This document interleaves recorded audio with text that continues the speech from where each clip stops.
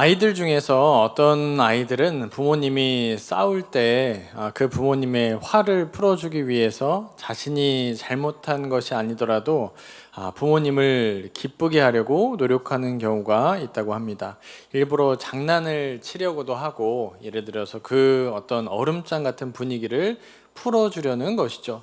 아이들뿐만 아니라 이제 어른들도 누군가의 불편함이나 어려운 상황들 가운데 있다라면은 그 상황을 좀 풀어주기 위해서 좀 뭐 농담을 한다거나 또 다른 주제로 이야기를 한다거나 좀 밝은 이야기를 하려는 모습이 있을 것입니다. 그런데 오늘 등장하는 이 바울의 이야기에서 갈라디아 교회에 어려움이 있다라고 말씀합니다. 그래서 갈라디아 교회에 어려움이 있고 또 이런 이야기들이 들리니까 바울은 그러면 이러한 어려움을 어떻게 풀어내는가라는 것이죠. 갈라디아 교회에서 벌어진 어려움이 무엇이었냐면 교회 내부로 들어온 이 율법주의자들이 있었다라는 것입니다. 그래서 이 율법주의자들에 대해서 이제 변증하고 또 그것을 아니다라고 이야기하려는 내용인데요. 4절과 5절의 말씀, 오늘 본문의 말씀인데요. 같이 읽어보도록 하겠습니다. 그리스도께서 하나님 곧 우리 아버지의 뜻을 따라 이 악한 세대에서 우리를 건지시려고 우리 죄를 대속하기 위하여 자기 몸을 씌웠으니 영광이 그에게 세세토록 있을지어다. 아멘. 그래서 갈라디아 교인들에게 인사말을 하면서도 이제 그가 하나님으로부터 부르심을 받은 사람이고 또 이 예수님께서 우리에게 하신 그 일이 가장 중요한 것이다. 그래서 다른 것들로 우리가 시선을 돌릴 여유나 필요가 없다라는 것이 오늘의 말씀입니다. 갈라디아서는 복음에 대한 성경이자 바울의 갈라디아 교회를 향한 변증, 이 변호의 내용을 담습니다. 갈라디아 교인들에게 자신이 사도이고 복음을 전하기 위해서 어떠한 수고를 감내하고 있는가를 다루는 성경이죠. 그런데 그가 6절부터 9절에 보니까 다른 복음이라고 말하는 것이 등장합니다. 다른 복음은 무엇인가 라는 것이죠. 그러니까 머리는 같은데 같은 머리를 하고 있는데 끝으로 가다 보니까 이제 꼬리는 다른, 마지막이 다른 것이 있겠습니다. 그러면 그것은 같다고 할 수 있을까요? 머리는 같은데 꼬리는 다르게 된다라면은 그것은 다른 것이죠. 이것은 잘못된 것입니다. 그러니까 바울이 다른 복음이라고 이야기하고 있는 것은 복음이 아닌 것이죠. 그러니까 갈라디아 교인들을 이 미혹하는 잘못된 것이 이 갈라디아 교회에 들어왔습니다.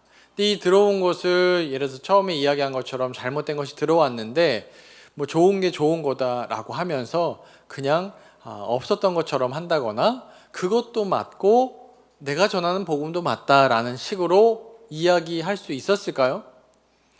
그렇게 이야기할 수 없었을 것입니다. 이 잘못된 가르침이 얼마나 위험하고 또 속히 퍼졌냐면 6절에 보니까 이렇게 말씀합니다. 제가 읽겠습니다. 그리스도의 은혜로 너희를 부르신 이를 이같이 속히 떠나 다른 복음을 따르는 것을 내가 이상하게 여기노라. 여기서 속히 떠났다라는 게 굉장히 우리가 주목할 만한 부분입니다. 이 바울이 복음을 전했는데 그 복음을 듣고 나서 이렇게 교회가 세워지고 그런데 속히 이 복음에서 떠나버렸다라는 것이죠. 이단의 가르침이 율법주의자들의 가르침이 갈라디아 교인들의 마음을 빼앗아 버렸고 그것이 바울이 보기에 이상하게 여길 정도로 마음을 다 빼앗겨 버렸다라는 말씀입니다. 잘못된 가르침은 점차 들어와서 갈라디아 교인들이 처음 받았던 4절에서 악한 세대 가운데 우리를 건지시려고 십자가에 자기 몸을 던지신 그 십자가의 사랑을 보여주신 예수님의 복음을 허무는 그러한 것입니다. 9절에서 다른 복음이란 무엇이냐면 내가 지금 다시 말하노니 누구든지 너희가 받은 것 외에 다른 복음을 전하면 저주를 받을지어다 라고 이야기하면서까지 바울이 이것은 타협이 있을까요? 타협이 없고 그냥 누가 기쁨을 구하기 위해서 누군가의 기쁨을 주기 위해서 이것을 타협하거나 그냥 그것도 맞고 이것도 맞고 라고 이야기할 수 없다라는 것입니다.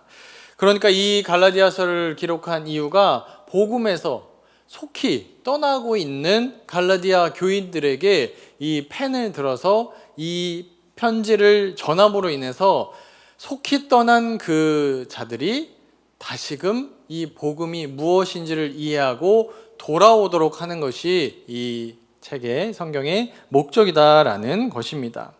그런데 다른 복음이 무엇인가? 그것은 율법주의로 돌아서려는 그 유대인의 관습과 생활 방식과 그들이 행하는 것을 또 다 행해야 된다라고 주장하는 자들로부터 돌아서라라는 것입니다.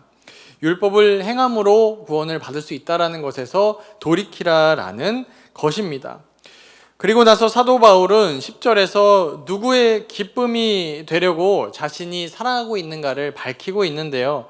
교회 내에서 율법주의자들의 가르침이 팽배해 있고 그들이 다수의 이제 세력화되어서 사도 바울은 오직 은혜로 구원을 받는다, 이 복음의 정수를 전했을 때 이 진리를 선포하기가 쉬웠을까요? 반대편들이 이제 많아지니까 이것을 지키기가 어려웠을 것입니다. 심지어는 그들과의 관계적인 어려움도 감수해야 했을 것입니다.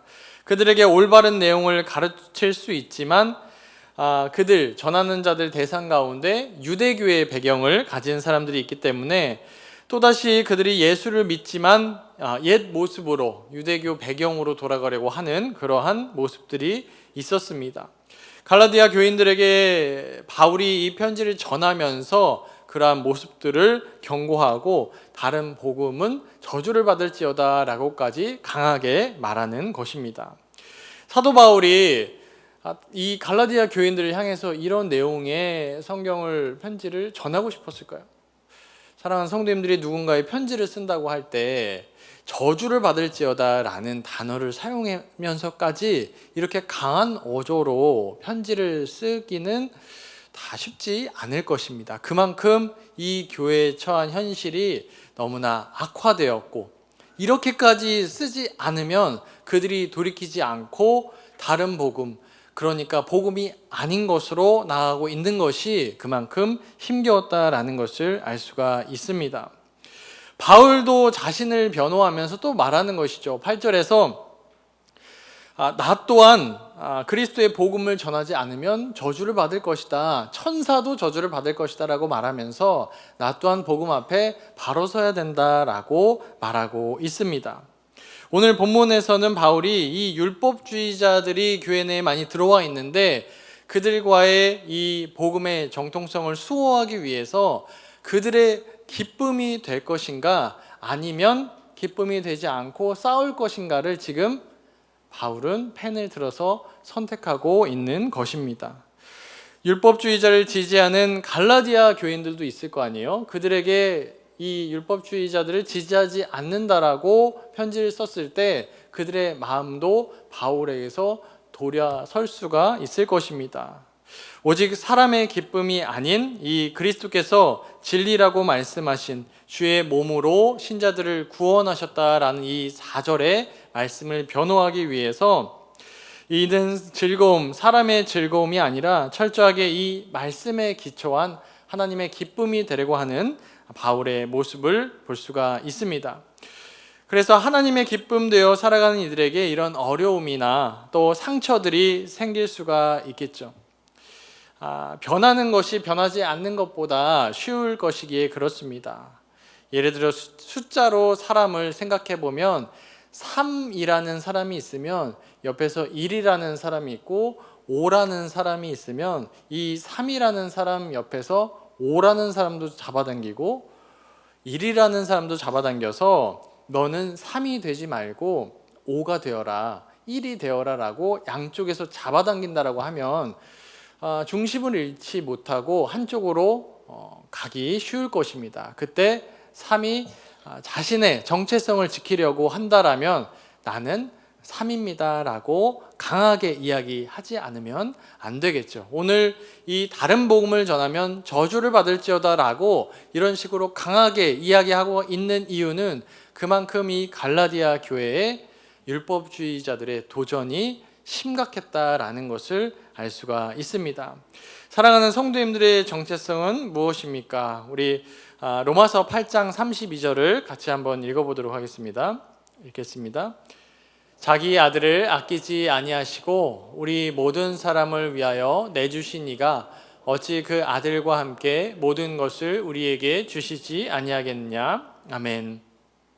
이 하나님의 아들을 아끼지 않고 한없이 나누어 주신 그 사랑, 이 사랑의 증거가 아들의 죽음으로 우리를 구원한 사건입니다.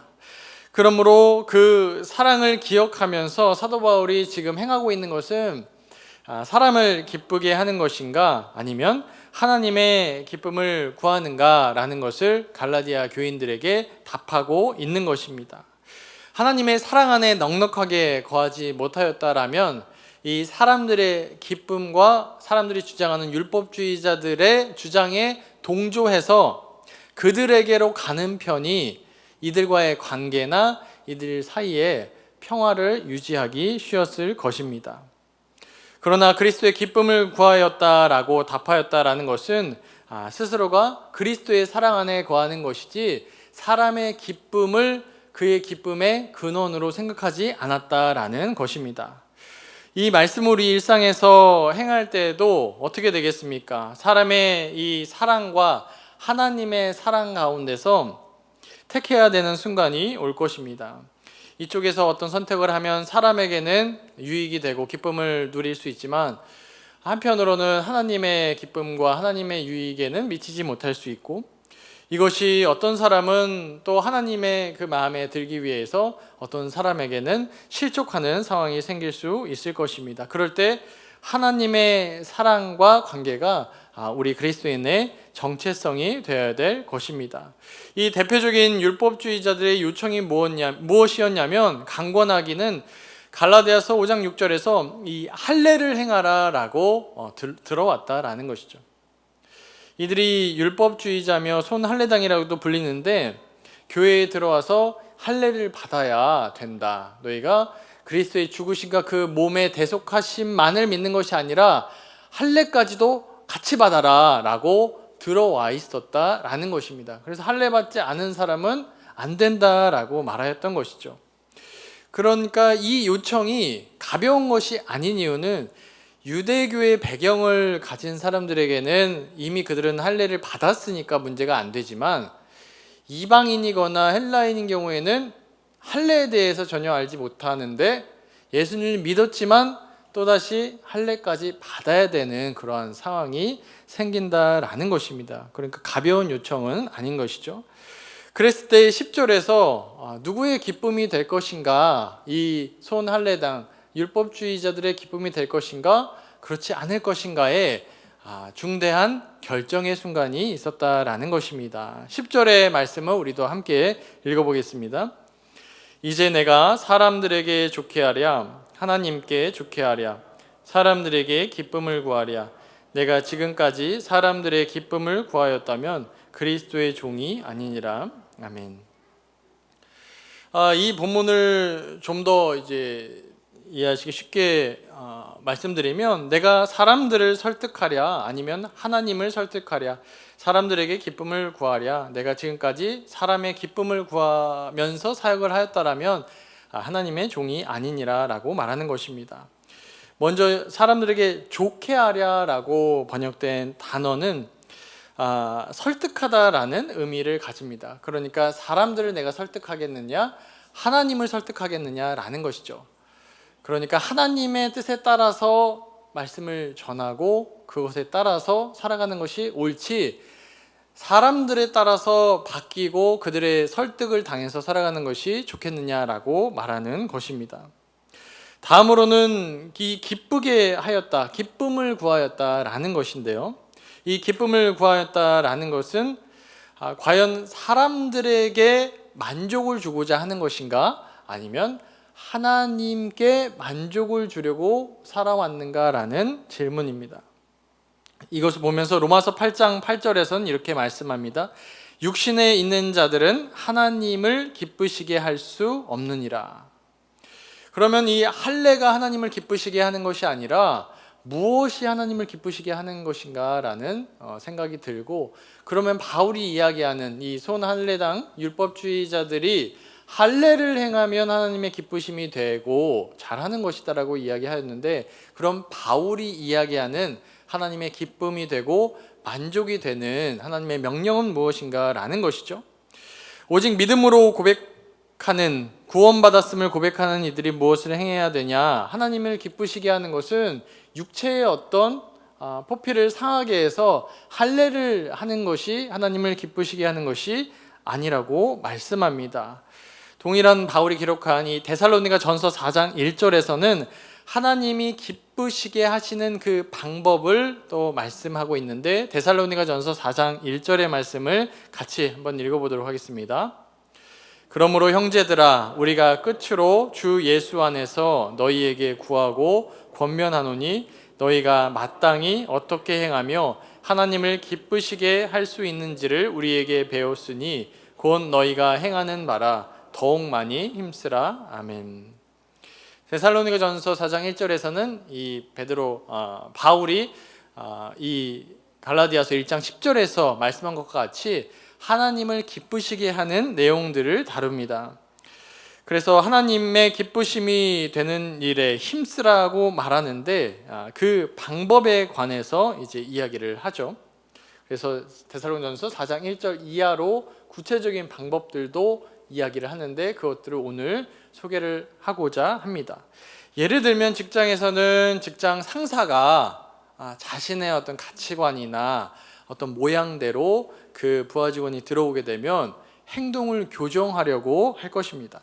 그래서 자신의 만족을 줄 수 있는 사람을 만들려고 하겠죠. 예를 들면 또 부부가 결혼을 하게 되면은 남편은 아내가 자신의 만족을 주거나 또 원하는 생각대로 바뀌어가기를 원하면서 그렇게 또 이야기를 할 것입니다. 자녀를 또 낳게 되면 부모가 자녀들에게 자신들이 원하는 가치관이나 생각들을 또 바람들을 이야기하면서 거기에 따라올 것을 또 기대하겠죠. 그것이 그 관계에 따라서는 무거운 짐처럼 느껴질 수도 있을 것입니다. 직장 상사의 요청이 무거운 짐으로 여겨질 수도 있고, 또 부부간의 관계에서 그러한 요구가 또한 이야기들이 무거운 짐처럼 느껴질 수도 있을 것입니다. 다양한 관계에서 이 다양한 만족, 이러한 기쁨들 또 계속 설득하는 작업들이 일어난다라는 것이죠. 거기서 오늘 10절의 고백이 등장하는 것입니다. 바울이 갈라디아서에서 핵심으로 이제 이야기하는 것은, 내가 사람들의 기쁨을 주고 만족을 주기 위해서 사역을 시작했다라면 나는 처음부터 애초에 예수님의 종이 아니다라고 말씀하는 것입니다. 그러므로 이 바울은 하나님의 뜻이 무엇인가를 먼저 분별하는 것이 그의 사역의 기초가 되었겠다라는 생각을 합니다. 로마서 8장 8절에서는 이 육신에 있는 자, 죄악된 본성으로 살아가려고 하는 자들은 하나님의 기쁘심이 되는 인생을 살아갈 수 없다라고 말씀하는데요. 로마서 8장 6절을 제가 읽겠습니다. 육신의 생각은 사망이요 영의 생각은 생명과 평안이니라. 아멘. 우리 죄악된 본성과 생각은 이 탐심이 불일 듯 일어나서 계속 무엇인가를 이제 갈구하는 모습으로 살아가게 됩니다. 한 가지 어떤 것에 만족하지 못하고 하나님이 허락해 주신 것도 불평하게 됩니다. 육신이 원하는 바에 따라서 살아가는 자들에게 그들이 육신의 기쁨을 위해서 이 죄악된 본성이 이끄는 대로 살아가는 것이 그들의 기쁨이 될 것이고 만족이 될 것이다 라고 말합니다. 그러면 하나님의 기쁨이 되도록 행하는 것은 어떤 것이 있냐? 아까 데살로니가전서 4장 1절에서 하나님의 기쁘심이 되는 것은 이것이다 라고 말하면서 더욱 힘쓰라 라고 이야기했는데요. 데살로니가전서 4장 4절과 4장 9절에 한 두 가지 정도 하나님의 기쁨이 되는 것 두 가지를 말씀하는데, 같이 데살로니가전서 4장 4절, 4장 9절을 읽어보도록 하겠습니다. 읽겠습니다. 각각 거룩함과 존귀함으로 자기의 아내에 대할 줄을 알고, 9절도 읽겠습니다. 형제 사랑에 관하여는 너희에게 쓸 것이 없음은 너희들 자신이 하나님의 가르치심을 받아 서로 사랑함이라. 아멘. 하나님의 기쁘심이 되는 생활, 더욱 힘쓸 것이 이 부부 관계 또 형제 사랑, 이 두 가지로 말씀합니다. 이 율법주의자의 도전 앞에서 사도 바울은 갈라디아서를 기록하면서 이 다른 복음, 잘못된 복음, 복음이 아닌 것으로부터 갈라디아 교인들이 사슬을 끊어버릴 것을 말씀하고 있습니다. 그리고 하나님의 기쁨이 되어라 라고 말합니다. 이렇게까지 강하게 이야기할 수 있었던 이유는 바울이 자신이 하나님으로부터 부르심을 받았다라는 그 확신이 있었기 때문입니다. 바울 스스로도 자신을 이렇게 고백하는데요. 갈라디아서 1장 1절에서 사람들에게서 난 것도 아니요 사람으로 말미암은 것도 아니요 오직 예수 그리스도와 그를 죽은 자 가운데서 살리신 하나님 아버지로 말미암아 사도된 바울은. 아멘. 자신이 사도가 된 것도 사람이 시켜서 또 사람의 기쁘심을 위해서 지금 갈라디아 교인들에게 편지를 기록하고 있는 것이 아니라고 말합니다. 자신이 부르심을 받은 이유도 하나님이 불러주셔서 갈라디아 교인들에게 지금 이 말씀을, 메시지를 전하는 것이라고 말합니다. 이 이야기가 무엇을 이야기하냐? 그러니까 갈라디아 교인들의 기쁨에 따라서 이 복음의 메시지는 바뀔 수가 있는 걸까요? 없는 것이다 라고 말씀하고자 하는 것이죠. 그래서 하나님의 기쁨이 되는 것, 지금까지 몇 가지를 말씀드렸는데 이 세 가지를 말씀 다시 한번 나누면서 우리의 삶에 행해야 될 것들을 점검하였으면 좋겠습니다. 첫 번째는 하나님이 기뻐하시는 이 뜻이 하나님께서 행하신 것을 바로 알고 믿는 것입니다.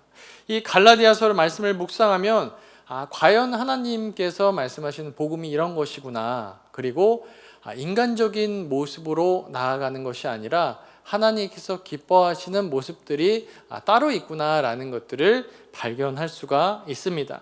이 사람의 행위로는 구원받을 만한 이름이 없다는 것을 이해하고 고백하는 것인데요.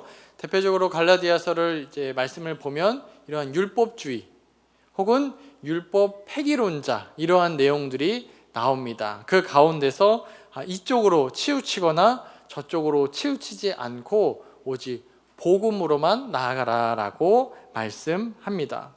갈라디아서에서는 이 율법이 십자가 사건보다 우선시되어서 율법 만능으로 또 유대교의 옛 모습으로 돌아가고자 하는 이 율법주의자들이 교회 안에 들어와서 속히 복음을 떠나게 만들고도 있었습니다. 반대로는 아예 율법이 필요 없다. 우리는 이제 복음 안에서 자유를 얻었으니까 우리 마음껏 마음대로 살면 된다라는 방종으로 나아가는 율법 폐기론자들도 있었습니다. 바울은 이 가운데서 그 양쪽의 모든 것이 바른 복음이 아니며 다른 복음이며 이 바른 복음을 알아야 된다라고 말씀하고 있습니다. 그러면서 이 말씀을 선포하고 나누면서 이 다른 복음이 아니라 하나님이 기뻐하시는 것이 무엇일까를 이 말씀을 통해서 전하고 있는 것이죠. 우리들도 마찬가지로 바울이 이러한 애정을 담아서 또한 경고의 메시지처럼 이렇게 성경을 기록한 것처럼 우리도 말씀을 분별할 때 그것이 어떠한 것이 하나님의 올바른 뜻일까를 잘 분별하는 눈을 열어달라고 기도하시고 또한 말씀 가운데서 이제 고난주간에 또한 그 말씀을 깨닫고 또한 실천하시기를 주님의 이름으로 축복합니다. 이 말씀 이어서 두 번째 부분은 하나님의 기쁨이 되는 것이 다른 것이 아니라 거룩함이다라고 말하고 있습니다. 아까 데살로니가전서 4장 4절의 말씀이었죠. 근데 아내를 사랑하는 것을 그 거룩함으로 바로 이어서 이제 설명하고 있습니다. 아내와 남편이 이제 사랑하는 것, 그 관계 안에서 거룩함을 이루라라는 말씀을 두 번째로 나누고 싶습니다. 베드로전서 3장 7절의 말씀을 이제 같이 한번 읽어보도록 하겠습니다. 읽겠습니다. 남편들아 이와 같이 지식을 따라 너희 아내와 동거하고 그를 더 연약한 그릇이요 또 생명의 은혜를 함께 이어받을 자로 알아 귀히 여기라. 이는 너희 기도가 막히지 아니하게 하려 함이라. 아멘. 베드로전서 3장에서 하는 말씀이 이 남편과 아내와의 관계가 바로 서 있고, 남편이 아내를 귀히 여길 때 기도가 또한 막히지 않는다라는 귀중한 말씀을 전합니다. 이 남편과 아내와의 관계가 하나님과의 관계에서 뭔가 대수롭지 않지 않을까, 혹은 이 관계가 과연 하나님과 어떤 연결점이 되는가라고 질문하실 수도 있겠습니다. 그런데 이 기도에서 승리하는 것이 이 아내와의 관계에서의 관계와 연결되어 있다라는 것으로 베드로전서 3장 7절에서는 말씀합니다. 그러니까 사랑하는 성도님들께서도 이 말씀을 기억하시고 아내를 사랑하는 것이, 또 남편을 사랑하고 이 관계가 하나님 안에서 잘 형성되어 있고 잘 유지가 될 때야 기도의 이 끈이 이어지며 하나님과의 관계도 잘 형성됨을 믿으시기를 주님의 이름으로 축복합니다.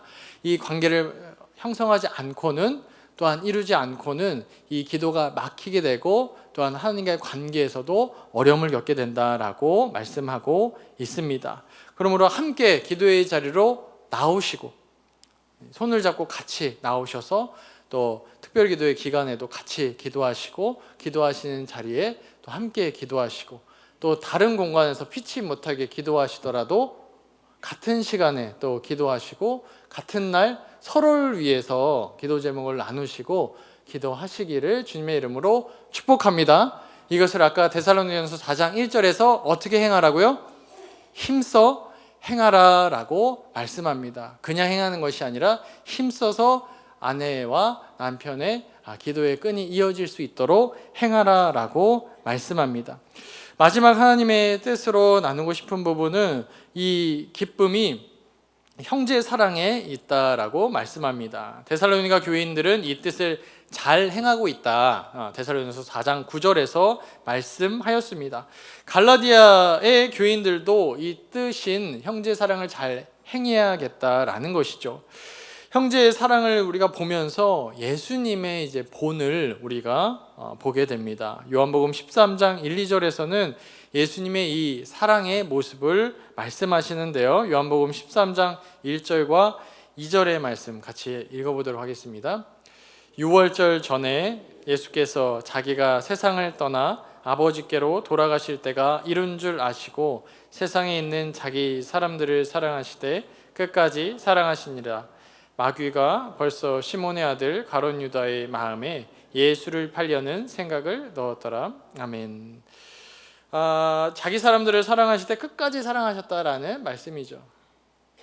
그리고 나서 저녁 잡수시던 자리에서 일어나 겉옷을 벗고 수건을 가져다가 허리에 두르시고 대야에 물을 담으시고 이제 제자들의 발을 씻겨주십니다. 그러면 가룟 유다의 발은 씻겨주셨을까요? 안 씻겨주셨을까요? 다 씻겨주셨죠. 베드로까지 씻겨주시고 가룟 유다도 씻겨주셨습니다. 한 명도 빼놓지 않고 다 씻겨주셨습니다. 자신을 배신하는 그 가룟 유다까지도 사랑하시고 끝까지 사랑하는 모습을 볼 수가 있습니다. 하인들이 종들이 주인에게 하는 행위를 예수님께서 제자들에게 몸소 보이시며 그들을 사랑하심과 이제 끝까지 사랑하심을 보이십니다. 예수님께서 걸어가시는 이 십자가의 길이 이런 것이다 라는 것을 보여주십니다. 그렇다면 이 기쁨의 주인이시고 또 온전하게 하시는 이는 누구인가? 예수님이십니다. 그러므로 우리가 세상 가운데서 누구의 기쁨이 될 것인가 라는 질문을 우리 사랑하는 성도님들이 받으신다라면 다른 사람들이 줄 수 있는 기쁨의 어떠한 양이 있고 어떤 대상들의 만족과 기쁨을 얻으려고 그 뜻을 따름으로 인해서 그러면 예수님의 기쁨이 될 수 있을 것인가, 이것들을 고민해야 된다라는 말씀인 것입니다. 그리스도께서는 우리의 유익을 위해서 십자가에 몸을 다 들이시고 대속하여서 죽으셨다라는 것을 이번 한 주간 묵상하시면서 우리는 누구의 기쁨이 되기 위해서 살아가고 있는가라는 질문을 하시고 우리에게 다 주셨는데 우리는 무엇을 드릴 것인가 고민하시는 한 주가 되시기를 주님의 이름으로 축복합니다. 말씀을 맺습니다. 내가 무엇을 내 육신에 행하였다라고 해서 바울은 그것이 하나님의 기쁨이 되는 것이 아니다라는 것으로 이제 말씀을 풀어가고 있습니다. 고행을 하거나 육신에 어떠한 해를 가하거나 또한 그 할례를 행해야지 하나님의 기쁨이 될 수 있다는 것이 아니죠. 하나님께서 우리의 몸을 망치거나 아니면 우리가 고생하거나 또 어려운 길로 들어서야 기뻐하시는 그런 분이 아니다라는 것입니다. 하나님께서 기뻐하시는 것이 오늘 하나님의 말씀을 잘 분별하는 것으로 말씀드렸고, 또 아내와 관계 가운데서 이 기도가 열릴 것이다 라는 것을 말씀드렸고, 또한 형제들과의 관계 또한 힘쓰라라고 말씀을 주셨습니다. 하나님께서 우리 가운데 회복시키신 것도 이 하나님과 사람의 이 죄로 단절된 관계였습니다. 예수님께 오셔서 그 관계를 회복시켜 주셨습니다. 고난주간 가운데 그 관계를 회복시키기 위한 걸음, 그 걸음을 또한 묵상하시고 또한 많은 부분에서 회복이 일어나시기를 주님의 이름으로 축원합니다. 기도하겠습니다. 은혜 하나님, 우리를 사랑하시되 끝까지 사랑하시는 줄로 믿습니다. 주님께서 우리를 붙잡고 계시며 말씀하십니다. 진리를 붙잡고 거기에서 흔들리지 말아라. 사람의 기쁨을 따라서 말씀을 바꾸지 말고 내 뜻을 따라서 변화를 받으라 말씀하십니다. 그 말씀을 따라서 말씀을 옳게 분별하며 세상과 가정 가운데서 말씀을 잘 선포하여 나아갈 수 있는 저와 모든 성도님들 되기를 소망합니다. 또한 가정에서 아내와 남편을 극진하게 사랑하며 사랑의 통로로 역사하여 주시옵소서. 감사드리오며 모든 말씀 예수 그리스도의 이름으로 기도드립니다. 아멘.